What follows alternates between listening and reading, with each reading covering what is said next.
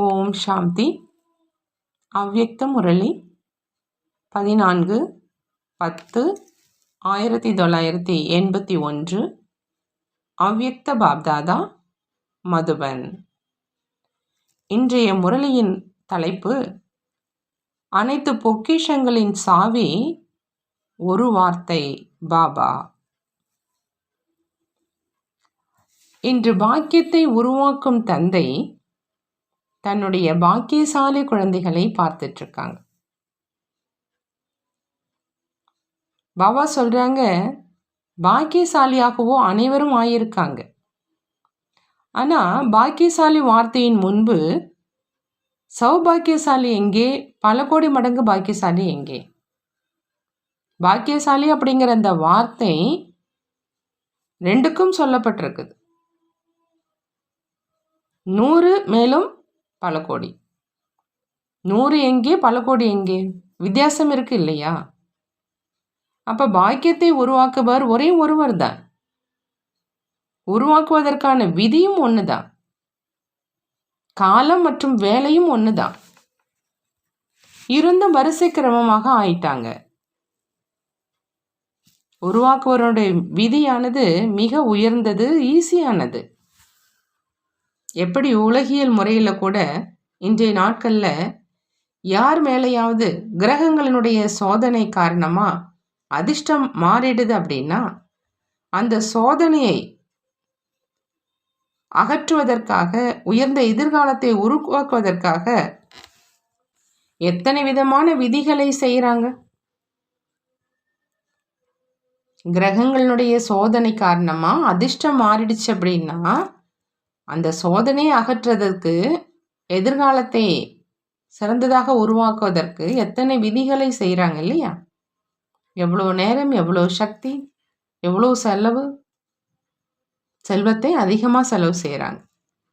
இருந்தும் அற்ப காலத்தினுடைய எதிர்காலம் உருவாகுது. ஒரு ஜென்மத்திற்கு கூட உத்தரவாதம் கிடையாது. ஏன்னா அவங்க உருவாக்குறவங்க மூலமா எதிர்காலத்தை மாற்றுறது கிடையாது. அற்பமான அற்ப சித்தியை பெற்றிருக்கும் நபர் மூலமா அற்ப காலத்தின் பிராப்தி அடைகிறாங்க. அவங்க அற்பமான நபர், மேலும் இங்கே உருவாக்குபவர் மூலமா அழியாத எதிர்காலத்தினுடைய ரேகையை போட்டுக்க முடியும். ஏன் அப்படின்னா, பாக்கியத்தை உருவாக்கும் 2 தந்தைகளும் இந்த நேரம் குழந்தைகளுக்காக ஆஜராக இருக்கிறாங்க. எந்த அளவு உருவாக்கப்பட்ட இருந்து பாக்கியத்தை பெற விரும்புறீங்களோ அந்த அளவு இப்போ பெற முடியும். இந்த நேரம் பாக்கியத்தை உருவாக்குபவர் பாக்கியத்தை கொடுப்பதற்காக வந்திருக்கிறாங்க.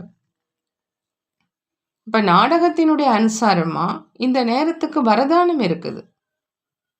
பாக்கியத்தின் நிரம்பிய களஞ்சியம் திறந்து வைக்கப்பட்டிருக்குது. உடலின் களஞ்சியம், மனதின், செல்வத்தின், ராஜ்யத்தின், இயற்கை தாசியாக ஆக்குவதின், பக்தனாக ஆக்குவதற்காக, இப்படி அனைத்து பாக்கியத்தினுடைய களஞ்சியங்கள் திறந்து வைக்கப்பட்டிருக்கு. யாருக்கும் உருவாக்குபவர் மூலமா விசேஷ பிராப்திக்கான வாய்ப்பு கிடைக்கிறது இல்லை. அனைவருக்கும் ஒரே மாதிரியான வாய்ப்பு தான் கிடைக்குது.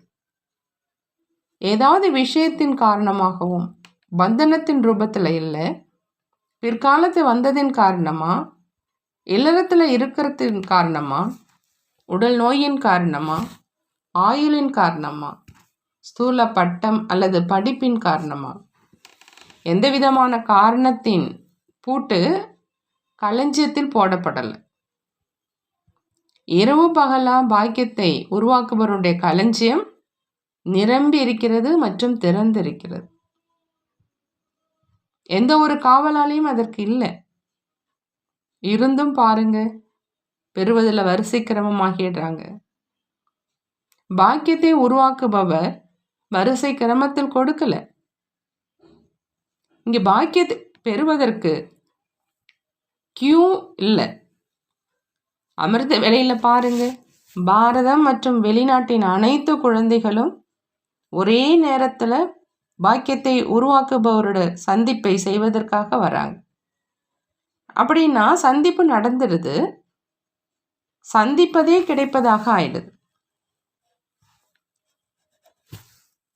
யாசிப்பதும் இல்லை. ஆனால் மிகப்பெரிய தந்தையை சந்திப்பது அப்படின்னா பாக்கியத்தினுடைய பிராப்தியை அடைவது. ஒன்று தந்தை குழந்தைகளுக்கு கிடைப்பது, மற்றும் இன்னொன்று ஏதாவது பொருள் கிடைப்பது. அப்படி சந்திப்பும் ஆகுது மற்றும் பாக்கியமும் கிடைக்கிறது. ஏன் அப்படின்னா பெரிய மனிதர் ஒரு பொழுதும் யாரையும் வெறும் கையோடு அனுப்ப முடியாது இல்லையா? ஆக தந்தையோ உருவாக்குபவர், வரமளிப்பவர், நிரம்பிய களஞ்சியம் உடையவர். காலியாக எப்படி அனுப்ப முடியும்? இருந்தும் பாக்கியசாலி, சௌபாக்கியசாலி, பல மடங்கு பாக்கியசாலி, பல கோடி மடங்கு பாக்கியசாலியாக ஏன் ஆகிறாங்க? கொடுப்பவரும் இருக்கிறாங்க, பாக்கியத்தினுடைய பொக்கிஷமும் நிரப்பி இருக்குது, நேரத்தினுடைய வரதானமும் இருக்குது. இந்த அனைத்து விஷயங்களின் ஞானம், அதாவது அறிவும் இருக்குது. அறியாதவராக இல்லை. இருந்தும் ஏன் வித்தியாசம்? பாபா கேட்குறாங்க. நாடகத்தினுடைய அனுசாரம் நாடகத்துக்கும் இப்பொழுது வரதானம் இருக்குது. ஆகையினால நாடகம் அப்படின்னு சொல்ல முடியாது. பாபா ஏன் வித்தியாசம் கேட்கறதுக்கு அங்கே இருக்கிறவங்கெல்லாம் நாடகத்தினுடைய அனுசாரம் அப்படின்னு சொல்கிறாங்க. அதுக்கு பாபா சொல்கிறாங்க, நாடகத்துக்கும் இப்போ வரதானம் இருக்குது, ஆகையினால நாடகம்னு சொல்ல முடியாது அப்படின்னு சொல்கிறாங்க. விதி கூட பாருங்க எவ்வளவு சரளமானது. எந்த ஒரு கடின உழைப்பையும் சொல்ல, தடுமாறவும் வைக்கல, செலவு செய்யவும் வைக்கல. விதியும் ஒரே ஒரு வார்த்தை தான். அது எந்த வார்த்தை? ஒரு வார்த்தையை தெரிஞ்சிருக்கீங்களா? ஒரே ஒரு வார்த்தை தான். அனைத்து பொக்கிஷங்களின் மற்றும் உயர்ந்த பாக்கியத்தின் சாவி. சாவியும் அதுதான், விதியும் அதுதான். அது என்ன? பாபா அப்படிங்கிற வார்த்தை தான் சாவி மற்றும் விதி. அப்படி சாவியோ அனைவரிடமும் இருக்குது இல்லையா? இருந்தும் ஏன் வித்தியாசம்? ஏன் சாவி மாட்டிக்குதா அப்படின்னு பாபா கேட்குறாங்க. வலது பக்கத்துக்கு பதிலாக இடது பக்கம் திருப்பிடுறீங்க. அதாவது சுய சிந்தனைக்கு பதிலாக பர சிந்தனை வந்துடுது. இது தவறான பக்கம் சுத்திய சாவி.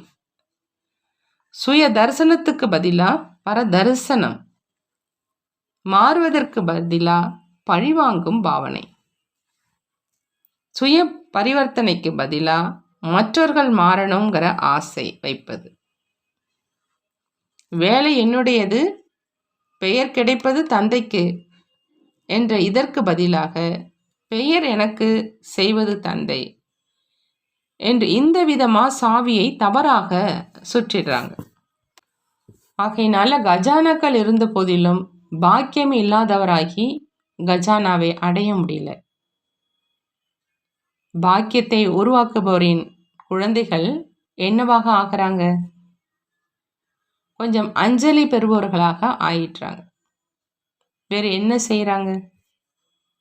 இன்றைய நாட்களினுடைய உலகத்தில் மதிப்பு நிறைந்த பொருட்களை பாதுகாப்பு பெட்டகம் அல்லது இரும்பு பெட்டியில் வைக்கிறாங்க.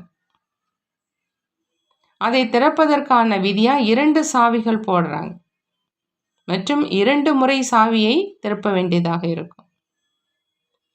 ஒருவேளை இந்த விதியை கடைபிடிக்கல அப்படின்னா வைக்கப்பட்ட பொருளை எடுக்க முடியாது இல்லையா? பாதுகாப்பு பெட்டத்தில் நீங்கள் பார்த்துருக்கலாம், நீங்கள் ஒரு சாவியை போடுவீங்க, இன்னொரு சாவியை வங்கியை சேர்ந்தவங்க போடுவாங்க. அப்படி 2 சாவி இருக்கும் இல்லையா? ஒருவேளை நீங்கள் உங்களுடைய சாவியை மட்டும் போட்டு திறக்க விரும்புனீங்க அப்படின்னா கூட திறக்க முடியாது.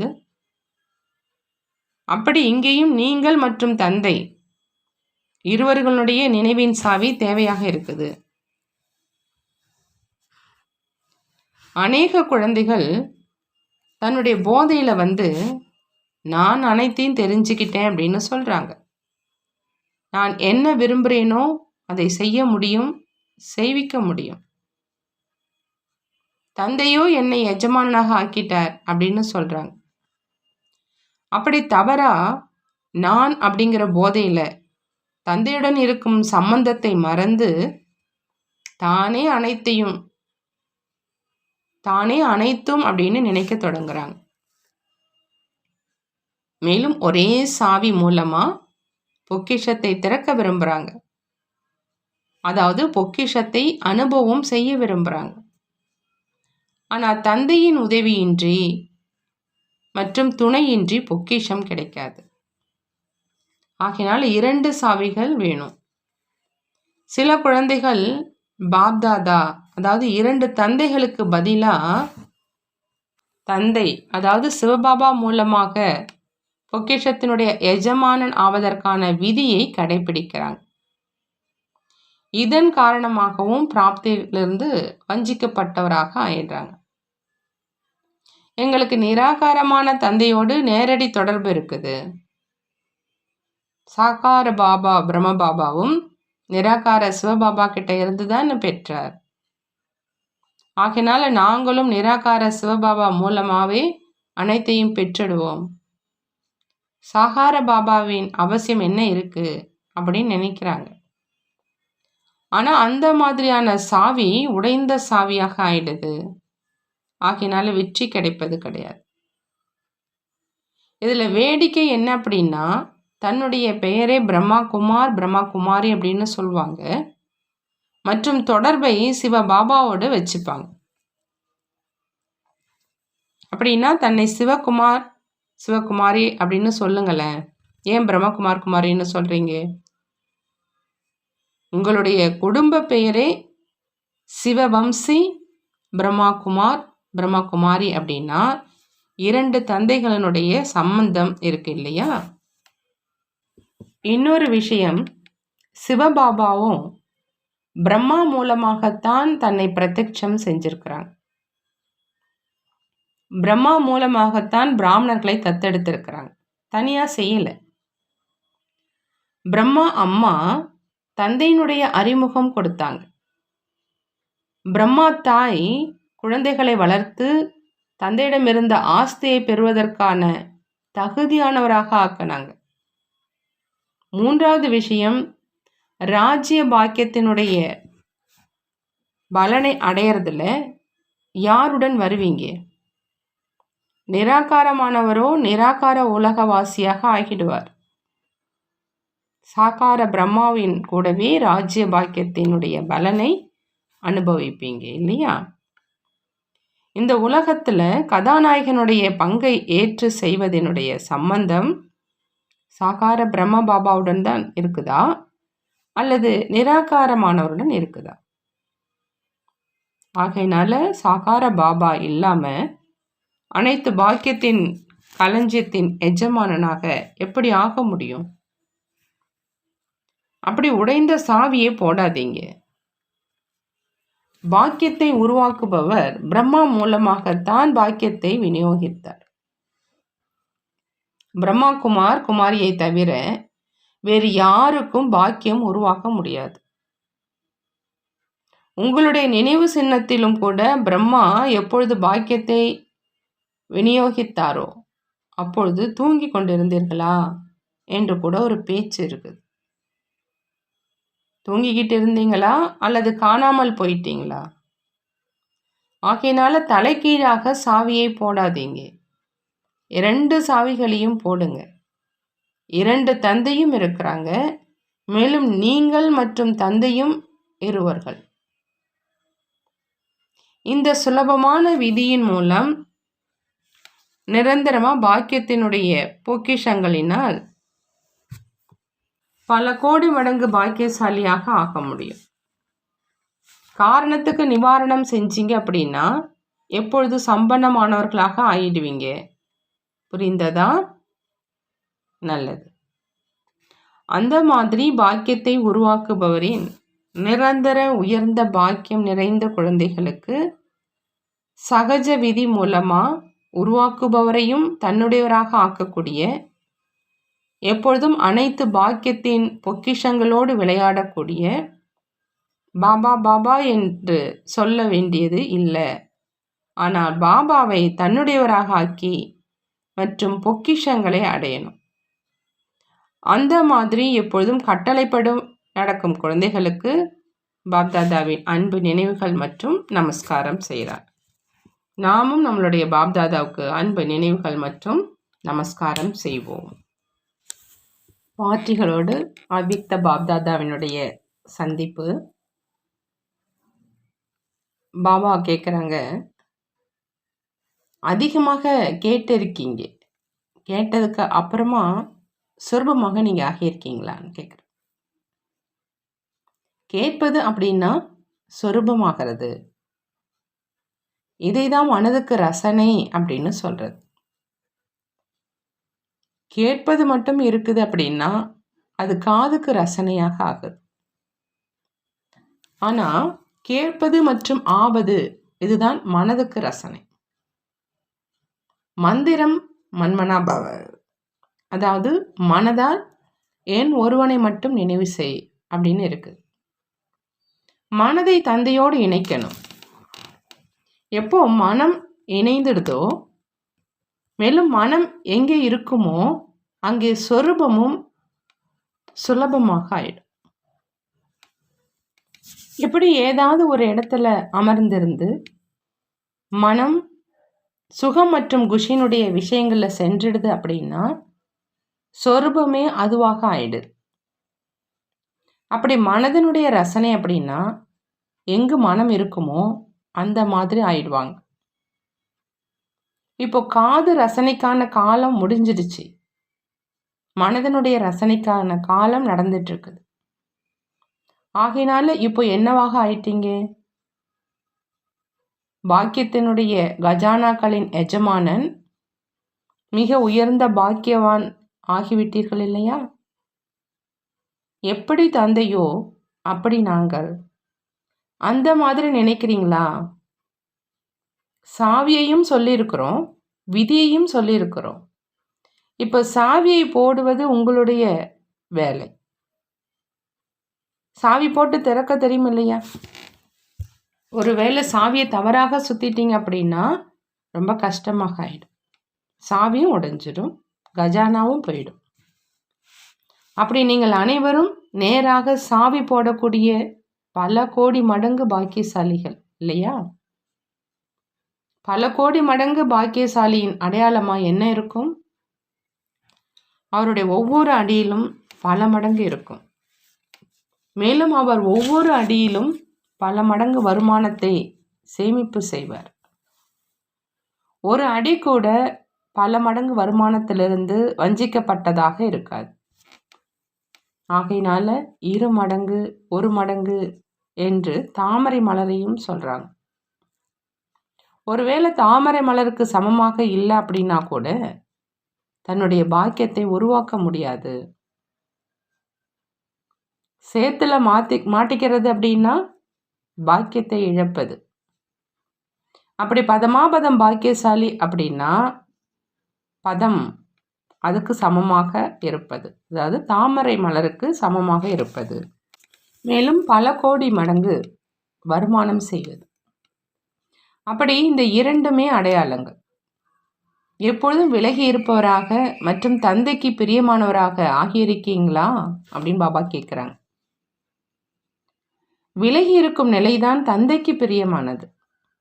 யார் எந்த அளவு விலகி இருப்பாங்களோ அந்த அளவு இயல்பாகவே தந்தைக்கு பிரியமானவராக ஆயிடுவாங்க. ஏன் அப்படின்னா தந்தையும் எப்பொழுதும் விலகி இருக்கிறாங்க. அப்படி அவரும் தந்தைக்கு சமமாக ஆயிட்டார் இல்லையா? அப்படி ஒவ்வொரு அடியிலும் ஒவ்வொரு அடி அப்படின்னா ஒவ்வொரு வினாடி, ஒவ்வொரு வினாடி ஒவ்வொரு எண்ணத்தில், ஒவ்வொரு வார்த்தையில், ஒவ்வொரு காரியத்தில் பல மடங்கு வருமானம் ஆகுதா அப்படின்னு சோதனை செய்யுங்க. வார்த்தைகளும் சக்திசாலியான, காரியமும் சக்திசாலியானதாக, எண்ணமும் சக்திசாலியானதாக இருக்குதா அப்படின்னு சோதனை செய்யுங்க. சக்தி நிறைந்த நிலையில் வருமானம் இருக்கும், வீணானதில் வருமானம் போயிடும். ஆகையினால ஒவ்வொருவரும் தன்னுடைய சார்ட்டை நீங்களே சோதனை செய்யணும். செய்வதற்கு முன்பு சோதனை செய்வது, இதுதான் யதார்த்தமான சோதனை. ஆனால் செய்ததுக்கு அப்புறம் சோதனை செஞ்சீங்க அப்படின்னா எதை செஞ்சிட்டோமோ அதுவும் நடந்துருச்சு இல்லையா? ஆகையினால முதல்ல சோதனை செய்யணும், பிறகு செய்யணும். முதல்ல யோசிப்பது, பிறகு செய்வது. இதுதான் விவேகம் நிறைந்த மற்றும் ஞானம் நிறைந்தவனுடைய அடையாளம். முதல்ல யோசிக்கணும், பிறகு செய்யணும். இதுதான் விவேகம் நிறைந்த மற்றும் ஞானம் நிறைந்தவங்களுடைய அடையாளம். செய்ததுக்கப்புறம் ஒரு வேளை யோசிச்சிங்க அப்படின்னா பாதியை இழந்துறீங்க, பாதியை அடைஞ்சிங்க. செய்வதற்கு முன்பு யோசிச்சிங்க அப்படின்னா எப்பொழுதுமே அடைஞ்சிங்க. ஞானம் நிறைந்த ஆத்மா, அதாவது விவேகமானவர், இரவு மற்றும் காலையில் மட்டும் சோதனை செய்யறது கிடையாது. ஒவ்வொரு நேரமும் முதல்ல சோதனை செய்வாங்க, பிறகு செய்வாங்க. எப்படி பெரிய மனிதர்கள் முதல்ல உணவை சோதனை செய்கிறாங்க, பிறகு சாப்பிட்றாங்க. அப்படி எந்த எண்ணமும் புத்திக்கான உணவு. ஆகினால குழந்தைகள் நீங்கள் எண்ணத்திற்கு சோதனை செஞ்சு பிறகு அதை ஏற்றுக்கணும், அதாவது காரியத்தில் கொண்டு வரணும். எண்ணமே சோதனையாக ஆயிடுச்சு அப்படின்னா வார்த்தைகள் மற்றும் கர்மம் இயல்பாகவே சோதனை செய்ததாக ஆயிடும். விதியே எண்ணம் தான் இல்லையா? பாபா சொல்றாங்க, உங்களை மாதிரி பெரியவர்கள் கல்பத்திலேயே வேறு யாரும் இருந்ததே இல்லை அப்படின்னு. அடுத்ததாக டீச்சர்களோடு அவ்யக்த பாப்தாதா சந்திக்கிறாங்க. பாபா சொல்றாங்க, சேவாதாரினுடைய விசேஷமே தியாகம் மற்றும் தபஸ்யா. எங்கு தியாகம் மற்றும் தபஸ்யா இருக்குதோ அங்கு சேவாதாரியின் வெற்றி எப்பொழுதுமே இருக்கும். சேவாதாரி அப்படின்னா பாபா சொல்றாங்க, யாருக்கு ஒரு பாபாவை தவிர வேறு யாரும் இல்லையோ அவங்க தான் சேவாதாரி.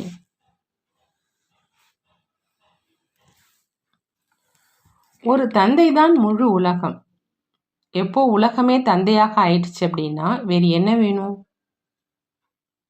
தந்தையை தவிர வேறு எதுவுமே தென்படக்கூடாது. அனைத்து காரியங்களை செஞ்சுக்கிட்டே இருந்தாலும், சென்றாலும் வந்தாலும் போனாலும் உணவு அருந்தினாலும் ஒரு தந்தையை தவிர வேறு யாரும் இல்லை. இந்த எண்ணத்தை மட்டுமே வைப்பது. அப்போ வெற்றி அடைவங்களாக ஆயிடுவாங்க. வெற்றி குறைவாக இருக்குது அப்படின்னா அவசியம் பாப்தாதாவோடு வேறு யாரோ இடையில வந்துட்டாங்க. இது சோதனை செய்யுங்க.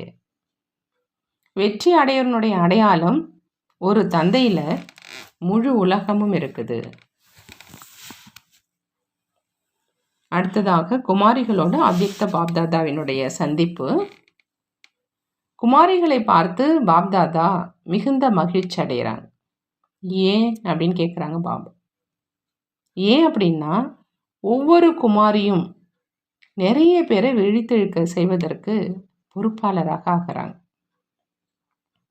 அப்படி குமாரிகளுடைய எதிர்காலத்தை பார்த்து பாப்தாதா மகிழ்ச்சி அடைகிறாங்க. ஒவ்வொரு குமாரியும் உலகத்துக்கு நன்மை செய்பவராக ஆகிறாங்க. குடும்பத்துக்கு மட்டும் நன்மை செய்பவராக இல்லாம உலகத்துக்கு நன்மை செய்பவராக ஆகிறாங்க. ஒருவேளை குமாரி குடும்பஸ்தராக ஆயிட்டாங்க அப்படின்னா குடும்பத்துக்கு மட்டும் நன்மை செய்பவராக ஆகிட்டாங்க. ஆனா பிரம்மா குமாரி ஆயிட்டாங்க அப்படின்னா உலகத்துக்கே நன்மை செய்பவராக ஆகிட்டாங்க இல்லையா? நீங்கள் அனைவரும் என்னவாக ஆகிறீங்க? பொதுவா பார்த்தீங்க அப்படின்னா குமாரிகளுக்கு பக்தி காலத்தின் இறுதியில கூட பூஜை நடக்குது. அப்படி இறுதி வரையிலும் அந்த அளவு பூஜை நடக்குது. குமாரிகளினுடைய வாழ்க்கைக்கு மிகுந்த மகத்துவம் இருக்கு.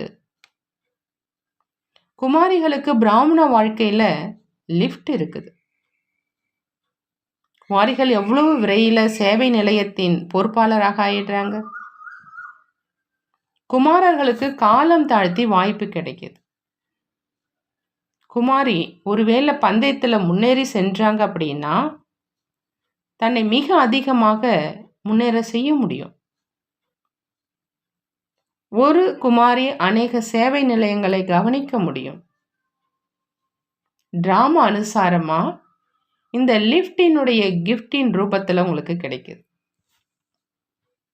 டிராமா அனுசாரமா இந்த லிஃப்ட் உங்களுக்கு கிஃப்டின் ரூபத்தில் கிடைக்குது. கடும் உழைப்புக்கு அப்புறம் கிடைக்கிறது கிடையாது. பாப்தாதா கேட்குறாங்க, குமாரிகளினுடைய விசேஷம் என்ன அப்படின்னா, குமாரி வாழ்க்கை அப்படின்னா சம்பூர்ண தூய்மையான வாழ்க்கை. ஒருவேளை குமாரி வாழ்க்கையில் இந்த விசேஷம் இல்லை அப்படின்னா அவங்களுக்கு எந்த மகத்துவமும் கிடையாது. பிரம்மா குமாரி அப்படின்னா மனதளவில் கூட தூய்மையின்மையின் எண்ணம் இருக்கக்கூடாது. அப்போதான் பூஜைக்குரியவங்க, இல்லை அப்படின்னா உடைஞ்சிடுது. மேலும் உடைந்ததற்கு பூஜை இருக்காது. அப்படி இந்த விசேஷத்தை தெரிஞ்சிருக்கீங்களா அப்படின்னு பாபா கேட்குறாங்க.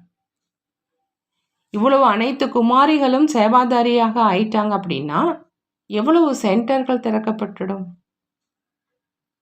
பாப்தாதா யாருக்கும் குடும்ப சேவையை விடுவதற்கும் சொல்வது கிடையாது. ஆனால் சமநிலை இருக்கணும்னு சொல்கிறாங்க. எந்த அளவு இந்த சேவையில் பிஸியாகிட்டே போனால் அது தானாகவே விடுபட்டுடும். வேலையை விடுங்க அப்படின்னு யாருக்கும் சொல்லாதீங்க. இல்லை அப்படின்னா யோசிக்க ஆரம்பிச்சிடுவாங்க. எப்படி அஞ்ஞானியிடம் பீடி கொடுப்பதை விடுங்க, சிகரெட் கொடுப்பதை விடுங்க அப்படின்னா விடுபடுவது கிடையாது. ஆனால் அனுபவத்தின் மூலம் விட்டுடுறாங்க இல்லையா? அதே மாதிரி தான் நீங்களும் எப்போ இந்த சேவையில் பிஸியாக ஆயிடுறீங்களோ அப்போ அது விடுபட்டுடும். இதுவரையிலும் குஜராத்துக்கு சீர்வரிசையில் சென்டர் கிடைக்கல, மும்பைக்கு கிடைச்சிருக்கு. குஜராத் என்ன விரும்புதோ அதை செய்ய முடியும், குறை ஒன்றும் கிடையாது. எண்ணம் மற்றும் சிஸ்டத்தை மட்டும் இன்னும் தொடங்கலை. அனைத்து குமாரிகளும் பாப்தாதாவினுடைய குல விளக்கு தான் இல்லையா? தன்னுடைய பாக்கியத்தை பார்த்து எப்பொழுதும் மகிழ்ச்சியோடு இருந்தீங்க அப்படின்னா இந்த வாழ்க்கையில் தந்தையினுடையவராக ஆகிட்டீங்க. இதே வாழ்க்கை உங்களை முன்னேற்றவும் செய்யும், கீழே தள்ளவும் செய்யும். அப்படி அனைவரும் ஏறும் கலையின் பாதையில் வந்து சேர்ந்துட்டீங்க தான் இல்லையா அப்படின்னு பாபா கேட்குறார். நல்லது. பாபா இன்னைக்கு வரதானம் கொடுக்குறாங்க. ஒவ்வொரு அடியிலும் எச்சரிக்கை வைத்து கொண்டே பல மடங்கு வருமானத்தை சேமிக்கக்கூடிய பதம்பதி ஆகுக, அதாவது பல மடங்கு செல்வந்தர் ஆகுக அப்படிங்கிற வரதானம் கொடுக்குறாங்க. பதம்பதி அதாவது பல மடங்கு செல்வந்தராக ஆகணும் அப்படின்னா பாபா சொல்றாங்க, ஒவ்வொரு அடியிலும் எச்சரிக்கை வச்சுக்கிட்டு பல மடங்கு வருமானத்தை சேமிக்கணும். பாபா சொல்றாங்க, தந்தை குழந்தைகளுக்கு மிக உயர்ந்த நிலையில் இருப்பதற்கான எச்சரிக்கை கொடுக்கறாங்க. ஆகையினால இப்போ கொஞ்சம் கூட கவனக்குறைவாக இருப்பதற்கான நேரம் இல்லை. ஒவ்வொரு அடியிலும் எச்சரிக்கை வைத்துக்கொண்டே ஒவ்வொரு அடியிலும் பல மடங்கு வருமானம் செய்து பதம்பதியாக ஆகுங்க, பல மடங்கு செல்வந்தராக ஆகுங்க. பதமா பதம் பாக்கியசாலி அப்படின்னு பெயர் இருக்குது இல்லையா? அதே மாதிரி காரியமும் இருக்கணும். ஒரு அடி கூட, அதாவது ஒரு வினாடி கூட பல மடங்கு வருமானம் இல்லாமல் இருக்கக்கூடாது. ஆகினால யோசித்து புரிஞ்சு ஒவ்வொரு அடியையும் ஸ்ரீமத் படி எடுத்து வைங்க. ஸ்ரீமத்தில் மனம் சொல்லக்கூடிய வழியை கலக்கக்கூடாது. ஒவ்வொரு அடியும் ஸ்ரீமத் படி எடுத்து வைக்கணும். அப்போ ஒவ்வொரு அடியிலும் பல மடங்கு வருமானம் இருக்கும்.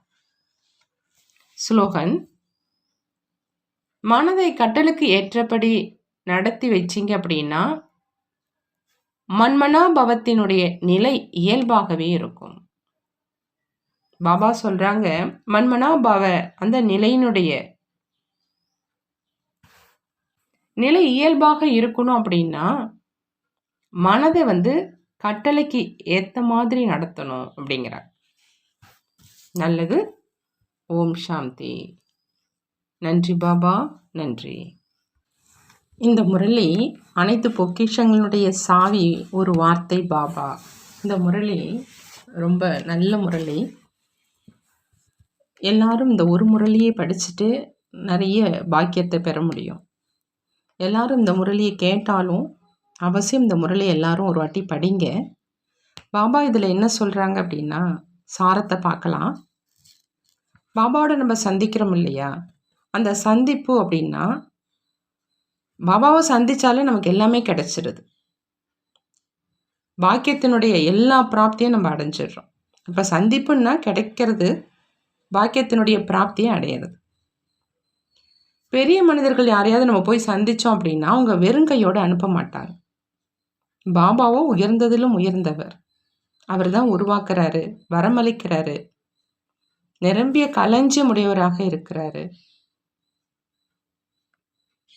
அவர் நம்மளை சந்திக்கும் போது ஏதாவது கொடுத்து தானே அனுப்புவார். நம்மளை காலியாக அனுப்பவே மாட்டார்.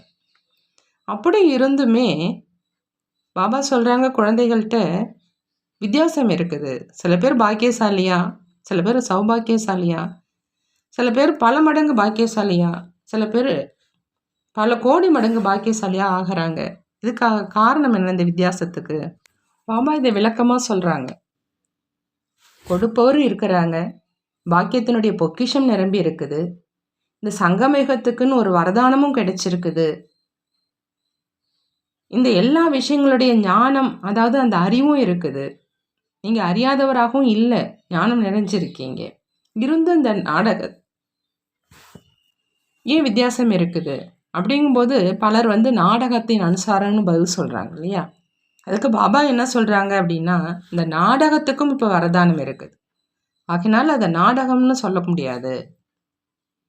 விதி உங்களுக்கு ஈஸியாக கிடைச்சிருக்குது. இதெல்லாம் பிராப்தியெல்லாம் அடையணும் அப்படின்னா விதி ஈஸியாக இருக்குது.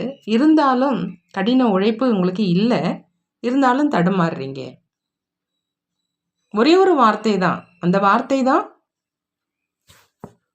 உங்களுக்கு விதியாகவும் இருக்குது, சாவியாகவும் இருக்குது. அதாவது பாபாங்கிற அந்த ஒரே ஒரு வார்த்தை தான் விதி மற்றும் சாவி. இருந்தாலும் நீங்கள் என்ன பண்ணுறீங்க, வலது பக்கம் திருப்பதுக்கு பதிலாக அந்த சாவியை இடது பக்கம் திருப்பிடுறீங்க. அதனால தான் அந்த வித்தியாசத்துக்கு காரணம் அப்படிங்கிறாங்க. அதாவது எப்படி திருப்புறீங்க அப்படிங்கிறது அதை பலவிதமாக பாபா அவ்வளோ அருமையாக சொல்கிறாங்க. நீங்கள் சுய சிந்தனை செய்வதற்கு பதிலாக பர சிந்தனை செஞ்சிடறீங்க. சுய தரிசனம் செய்வதற்கு பதிலாக பர தரிசனம் செஞ்சிடறீங்க. இப்போ நீங்கள் மாறுறதுக்கு பதிலாக பழி வாங்கக்கூடிய பாவனை வருது. அடுத்ததாக சுய பரிவர்த்தனைக்கு பதிலாக மற்றவர்கள் மாறணும் அப்படின்னு வாசிய வைக்கிறீங்க. அடுத்தது வேலை என்னுடையது, பெயர் கிடைப்பது தந்தைக்கு, அப்படி இருக்கணும். ஆனால் அதுக்கு பதிலாக பெயர் எனக்கு, செய்வது தந்தை. இது மாதிரி சாவியை தவறாக சுற்றிடுறீங்க. இப்போது லாக்கரில், பேங்க்கில் இருக்கக்கூடிய லாக்கரில் சாவி போடணும் அப்படின்னா 2 சாவி யூஸ் பண்ணுவாங்க. ஒன்று உங்களுடைய சாவி, இன்னொன்று பேங்கருடைய சாவி. அப்போ அந்த 2 சாவியும் போட்டால் தான் அதை திறக்க முடியும். உங்களுடைய சாவியை மட்டும் போட்டு திறக்க விரும்புனீங்க அப்படின்னா அதை திறக்க முடியாது. அதே மாதிரி தான் இங்கேயும் நீங்கள் மற்றும் தந்தை இருவர்களுடைய நினைவினுடைய சாவி இங்கே தேவையாக இருக்குது. ஆனால் பாபா என்ன சொல்கிறாங்க அப்படின்னா, நிறைய குழந்தைகள் தன்னுடைய போதையில் நான் அனைத்தையும் தெரிஞ்சுக்கிட்டேன் அப்படின்னு சொல்கிறாங்க. நான் என்ன விரும்புகிறேன்னா அதை செய்ய முடியும், செய்விக்க முடியும், தந்தை என்னை எஜமானராக ஆக்கிட்டாங்க அப்படின்னு சொல்கிறாங்க. அப்படி தவறாக நாங்கிற போதையில் தந்தையோடு இருக்கக்கூடிய அந்த சம்பந்தத்தை மறந்து தானே அனைத்தையும் அப்படின்னு நினைக்க தொடங்கிடுறாங்க. இப்போ தந்தையினுடைய உதவி இல்லாமல் அந்த பொக்கிஷத்தை திறக்க விரும்புகிறாங்க. பொக்கிஷத்தை அனுபவம் செய்ய விரும்புகிறாங்க. ஆனால் தந்தையினுடைய உதவி இல்லாமல், துணை இல்லாமல் பொக்கிஷம் உங்களுக்கு கிடைக்கவே கிடைக்காது. 2 சாவி வேணும். சில குழந்தைகள் சிவபாபா மூலமாக பொக்கிஷத்தினுடைய எஜமானன் ஆவதற்கான அந்த விதியை கடைப்பிடிக்கிறாங்க. இதன் காரணமாகவும் பிராப்தியிலிருந்து வஞ்சிக்கப்பட்டுடுறாங்க. ஏன்னா நிராகாரமான தந்தையோடு நேரடி தொடர்பு இருக்குது அப்படின்னு சொல்லிடுறாங்க. சாக்கார பிரம்ம பாபாவும் நிராகார சிவபாபா கிட்ட இருந்தானே பெறாரு. ஆகினால் நாங்களும் நிராகார சிவபாபா மூலமாக அனைத்தும் பெற்றுடுவோம் அப்படின்னு சொல்கிறாங்க. அப்போ அந்த பிரம்ம பாபாவோட அவசியம் என்ன இருக்குது அப்படின்னு நினைக்கிறாங்க.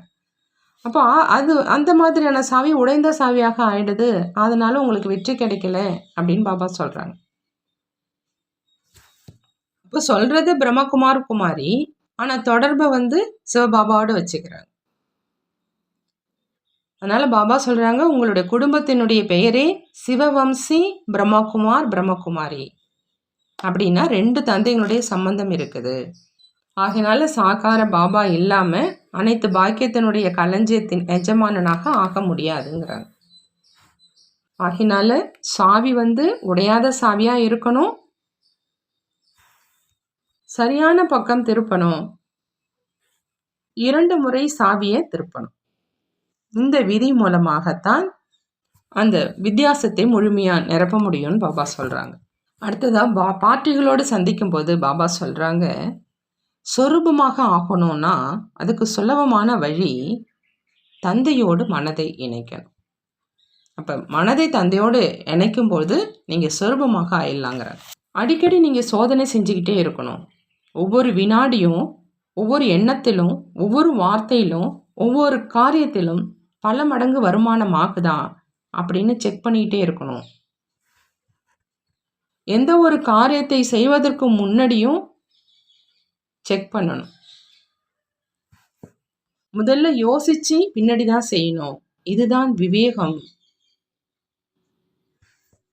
விவேகம் நிறைந்து மற்றும் ஞானம் நிறைந்தவங்களுடைய அடையாளம் முதல்ல யோசிக்கணும், பின்னாடி செய்யணும். அடுத்ததான் டீச்சர்களோடு சந்திக்கும் போது பாபா சொல்றாங்க, சேவாதாரினுடைய விசேஷம் தியாகம் மற்றும் தபசியா. யாருக்கு பாபாவை தவிர வேறு யாருமே இல்லையோ அந்த எண்ணத்துல எப்பொழுதும் இருக்கிறவங்க தான் சேவாதாரி. எனக்கு ஒரு தந்தை தான் முழு உலகம், எல்லாமே எண்ணம் சொல் செயல் எல்லாமே தந்தை மட்டும்தான். இப்போ எந்த காரியம் செய்யும் போதும் வெற்றி கிடைக்கல அப்படின்னு சொன்னாக்கா உங்களுக்கு இடையில உங்களுக்கும் தந்தைக்கு மட்டும்தான் தொடர்பு இருக்கணும். இப்போ இடையில வேற யாராவது வந்தாங்கன்னா உங்களுக்கு வெற்றி கிடைக்காது. வெற்றி அடைவதனுடைய அடையாளம் ஒரு தந்தையில் முழு உலகமும் இருக்கணும், அப்பதான் வெற்றி அடைய முடியும் அப்படிங்கிறாங்க பாபா. அடுத்தது குமாரிகளோடு சந்திக்கும் பொழுது குமாரிகளை பார்த்தாலே பாபாவுக்கு ரொம்ப சந்தோஷம் வருதான். ஏன் அப்படின்னா குமாரிகள் நிறைய பேரை விழித்தெழுக்க செய்யறதுக்கு பொறுப்பாளராக இருக்கிறாங்க. அப்படிப்பட்ட குமாரிகளுடைய வாழ்க்கை அப்படின்னாலே சம்பூர்ண தூய்மை. பிரம்மா குமாரி அப்படின்னாலே மனதளவில் தூய்மையானவங்க. குமாரிகள் பாப்தாதாவினுடைய குலவிளக்கு அப்படின்னு சொல்றாங்க பாபா. மனசு மன்மனாபாவ அந்த நிலையில இயல்பா இருக்கணும் அப்படின்னா மனசை கட்டளைக்கு ஏற்றபடி நடத்த வைக்கணும். அதே மாதிரி ஒவ்வொரு அடியிலும் எச்சரிக்கை செஞ்சுக்கிட்டே இருந்தோம், செக் பண்ணிக்கிட்டே எச்சரிக்கையோடு இருந்தோம் அப்படின்னா பல கோடி வருமானத்தை நம்ம சேமிக்கக்கூடிய அந்த பல மடங்கு வருமானம் உள்ள செல்வந்தராக ஆயிடலாம் அப்படிங்கிறாங்க. இந்த முரளி ரொம்ப நல்லா இருக்குது, எல்லாரும் பல முறை படிங்க. நல்லது. ஓம் சாந்தி. நன்றி பாபா, நன்றி.